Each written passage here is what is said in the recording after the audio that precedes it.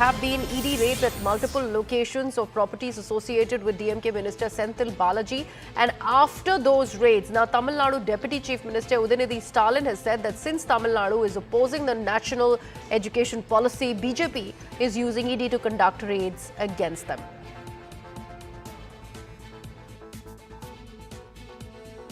ஒன்றிய அரசு எப்படியாவது நம்முடைய மும்மொழி கொள்கை எதிர்ப்பு, அப்புறம் நிதி பகிர்வு, அப்புறம் டீலிமிட்டேஷன் இதில் தொடர்ந்து தமிழ்நாடு எதிர்த்து குரல் கொடுக்கறதுனால ஒன்றிய அரசு தங்களுடைய ஏஜென்ட்டை வச்சு அது ஒரு திசை திருப்பதுக்கான வழியாக கூட பார்க்கலாம்.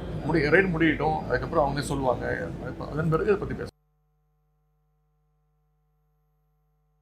My colleague Poornima Mulli is with us on the broadcast. Poornima, we will also, throw light on this latest statement by the Deputy Chief Minister of Tamil Nadu, Mr. Udayanidhi Stalin. But first, about these ED raids against Senthil Balaji, properties associated to him and his supporters, all of this under CRPF presence.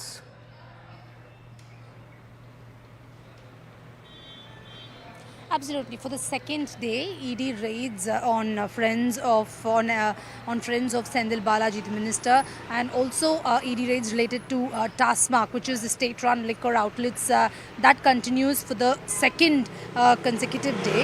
And when Udayanidhi Stalin, the Deputy Chief Minister, was asked about the ED raids and the DMK's response, the DMK once again says that these raids are politically motivated. It's a diversionary tactic, and because the DMK over a period of last 2 weeks has completely opposed policies like delimitation exercise and NEP 3-language formula, Hindi imposition.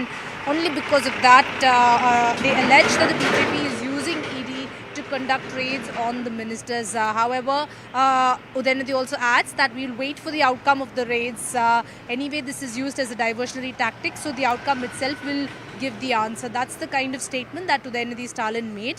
And war of words between the DMK and the BJP over the 3-language formula, over delimitation exercise, this only is going to snowball, and this is going to continue till Tamil Nadu goes to polls next year.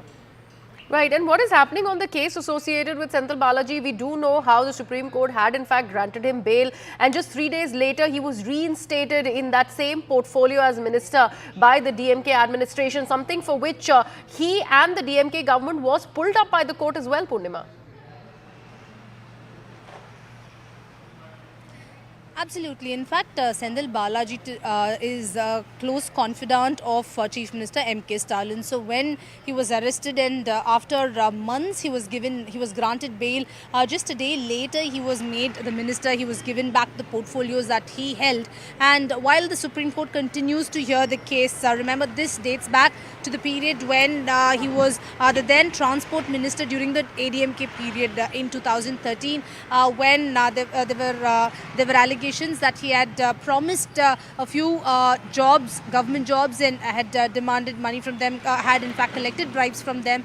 So this is cash for jobs scam that dates back to 2013 when he was with the ADMK. But ever since he was again made the minister, and the Supreme Court continues to hear, the Supreme Court was, in fact, the question posed by Supreme Court is that a day after he was given bail, immediately, even while the case is going on, why the hurry to make him the minister yet again? So Senthil Balaji, because he is a close confidant of Chief Minister M.K. Stalin, Senthil Balaji is always under the radar, and the ED now, as for the second day, is conducting raids, right, with people linked Absolutely. to Senthil Balaji, which is why DMK calls it politically motivated. Right, Poornima, thank you so much for that. We are now getting some breaking news, and this concerns YouTuber Ranveer Alai.